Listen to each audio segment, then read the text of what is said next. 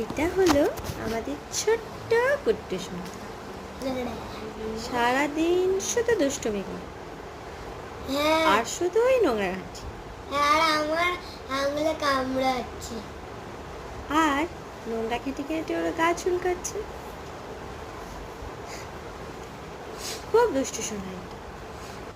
এই গুড্ডু জামাটা খাসায় গাছের পাশে গিয়ে বসে ঘাস খায় আর সারা নোংরা খেটে আসে।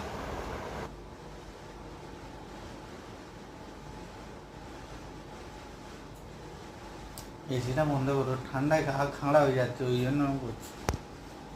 কান কেরম হয়ে গেছে দেখো, একটা ঠান্ডা লেগে গেছে। এসি বন্ধ করে পাখা চালা।